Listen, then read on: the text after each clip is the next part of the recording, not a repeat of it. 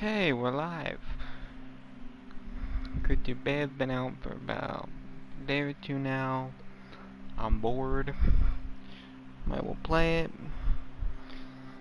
Further messing around in GT Sport where I have literally nothing to do because I'm too lazy to try the new update, but oh well. That's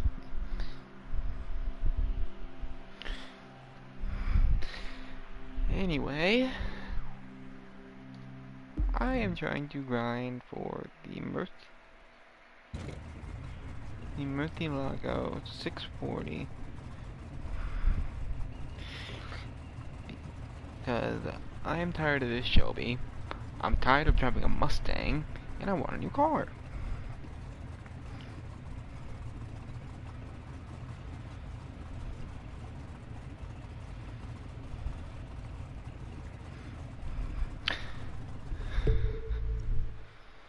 Got to be something decent here. Oh god. Yeah, no. Not happening. I'll fly there before I... Please let me fast travel to Washington. Of course it won't. Fast travel to... You think I fast travel? This...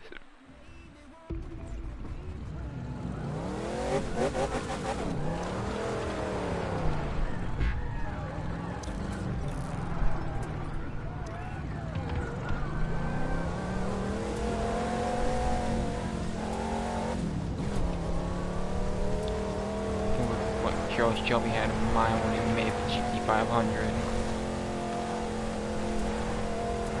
Just this maybe suspicion.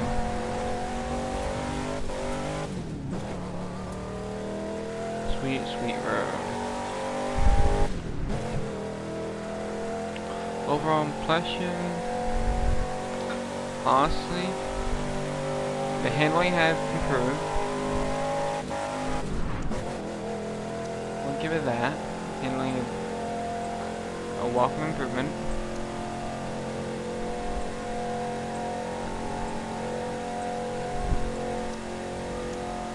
Car handling, definite, yes. Variable. Foot handling, tolerable.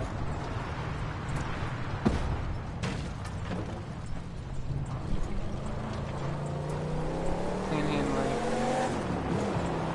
99% of the time you don't want to be flying a plane because they're impossible to land and they take off really easily. Also confusing them being impossible to land. It's slightly infuriating.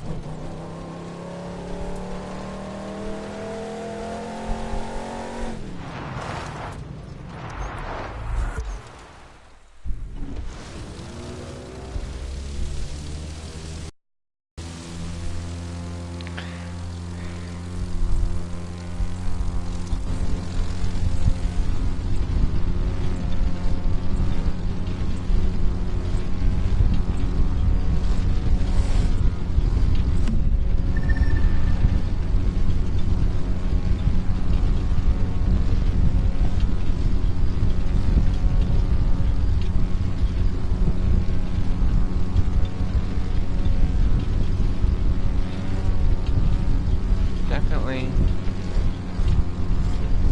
plane physics in this game were not most well thought out, which is a shame, because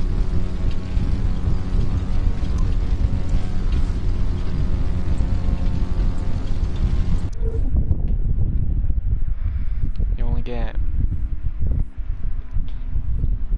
really only get one shot to make an impression with a game like this, and it didn't. In fact, dare I say it, the plane physics in this are pretty piss poor.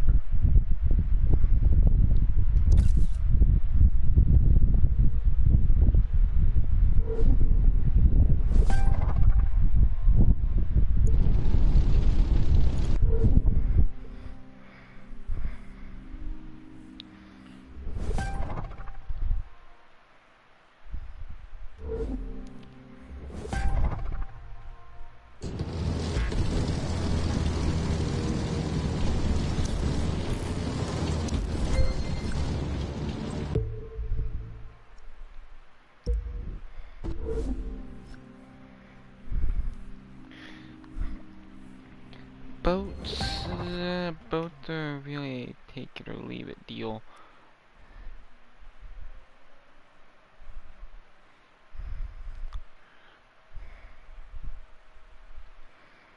At the best of times, they're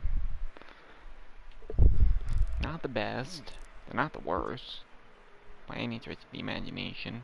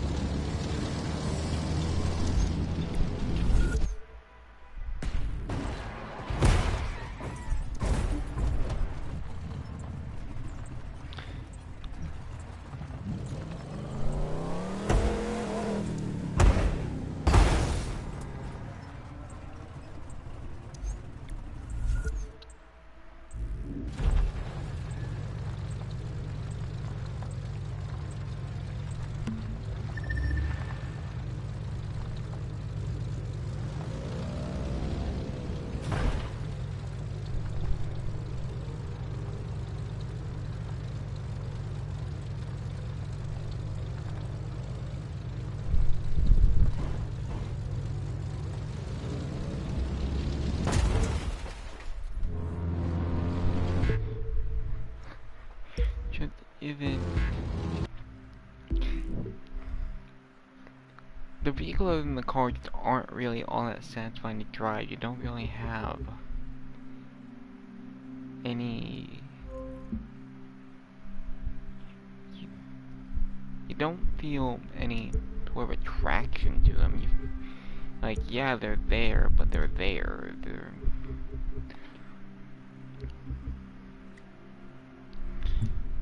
nothing there that actually makes you think, ooh, yeah, this is fun. That could be because we're in the beta. It very well could just be the fact that we're in the beta. You know, and there's literally nothing to do. Because it's the beta and they don't want to spoil everything the game has to offer right now.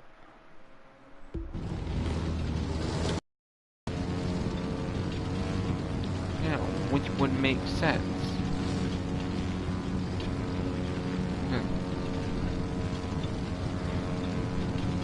And the game doesn't come out for 3 more weeks.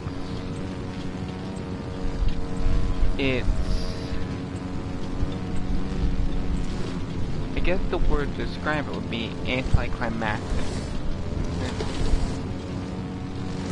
There seems to be no rhyme or reason. The planes feel like crap.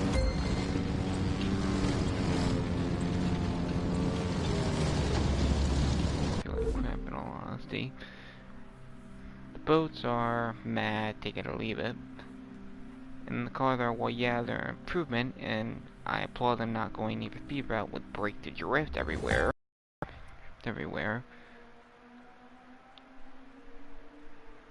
I don't think this game has anything to claim other than that.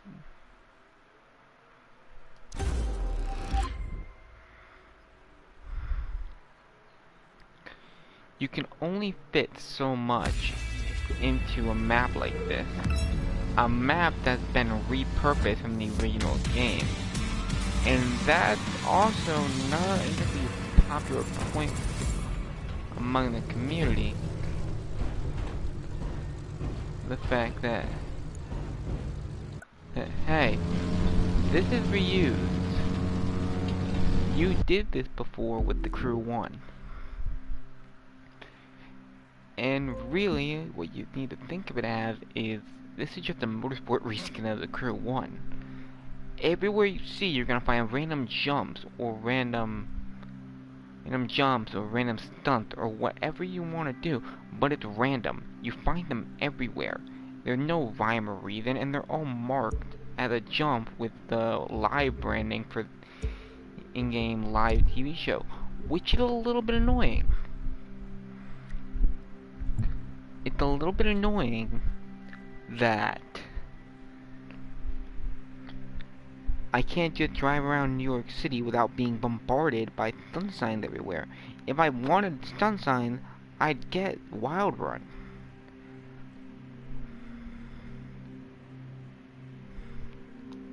But I really don't see the point in what they're trying to do here. It seems almost counterproductive. The Crew 2 is getting out to be a great game, and I do plan on pre-ordering it. But there's only so much that can be done within the confinement Ivory Tower put on the game. Obviously, some people will compare it to Payback. This is not a fair comparison. Payback has a story. Payback is Break the Drift.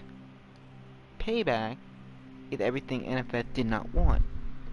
The Crew 2 is everything that the fans wanted. While Payback was not. Being said, the two arcade races that have come out in recent months, so let's compare them.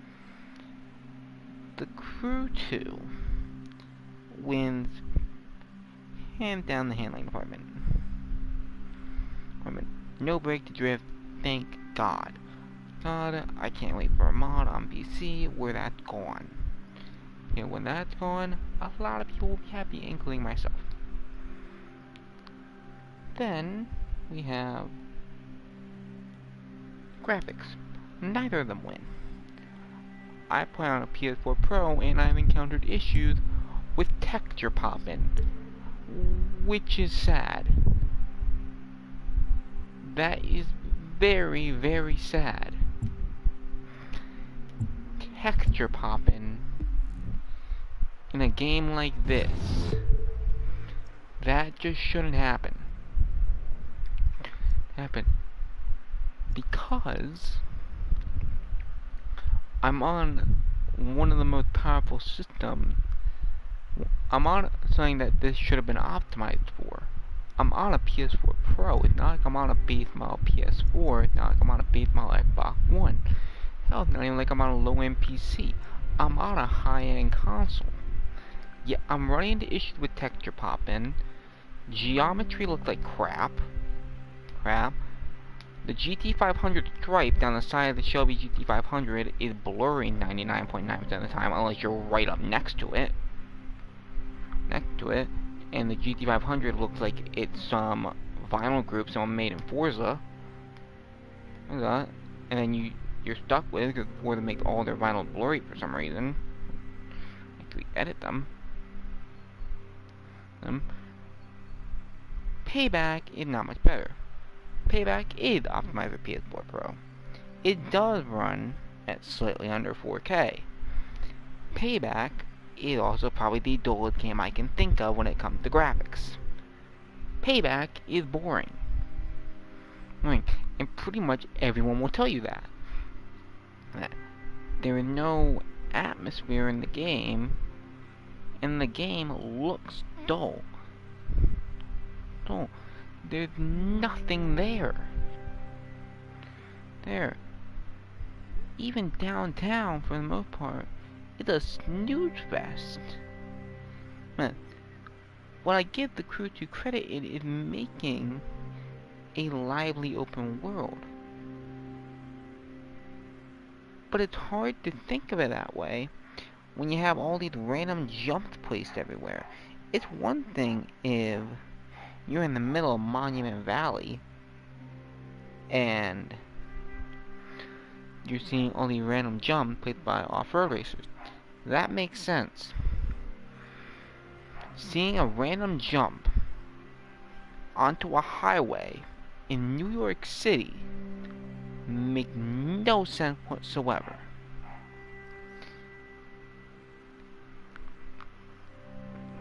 And that's a shame, because you find them everywhere. And it's honestly annoying. It's honest to God annoying. Because what else are you supposed to do?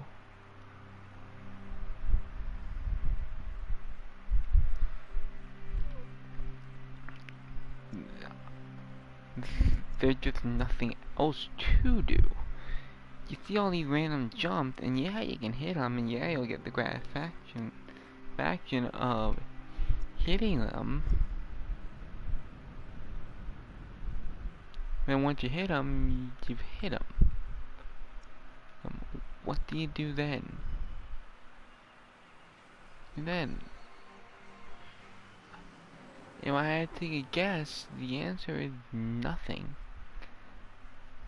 I mean, look at this. The Statue of Liberty is just a motorsport park. This would never happen. Why?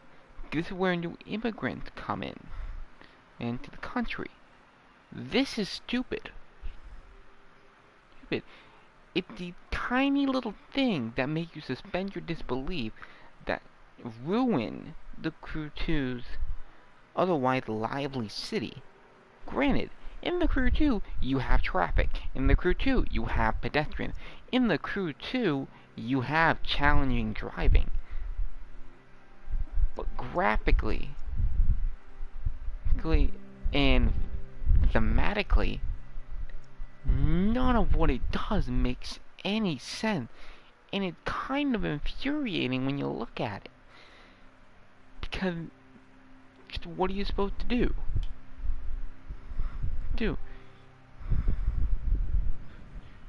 Yeah, you can complain and complain and complain all you want, but it's not like they can change that 3 months before the game's supposed to release.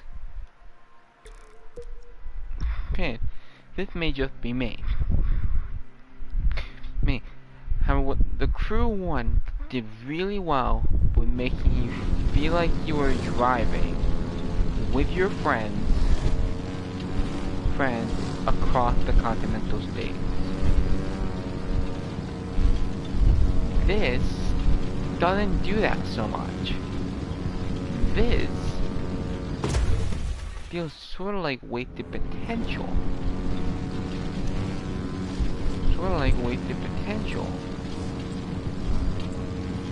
You have so much to work with, and you just place random props around the country. It makes no sense. In fact, it's quite infuriating. Neither of them win this round. What else? Story, we obviously can't judge. We judge it based on we've seen Crew 2, which is definitely not the full game.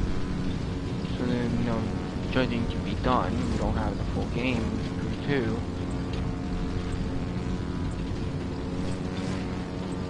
2.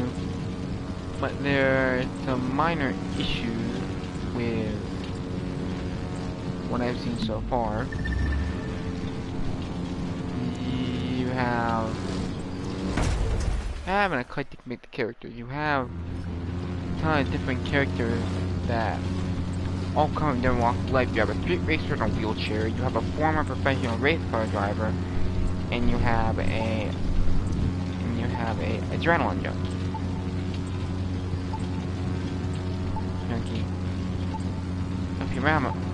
Then you have a guy who wants to dethrone the current off-road racing champion. What I've noticed so far is that all of it looks cliche. All of it looks like stuff that's been done before. And granted, that could very well be the case.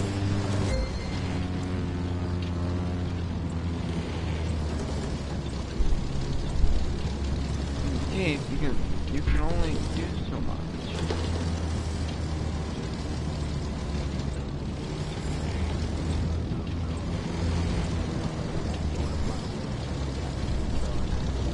There's only so much you can do.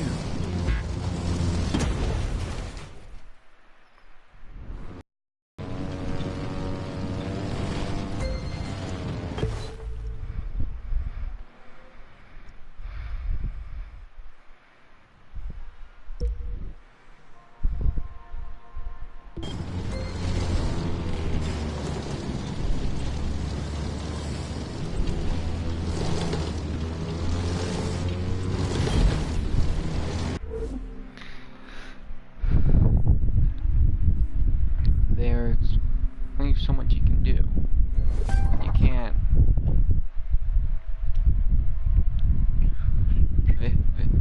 This.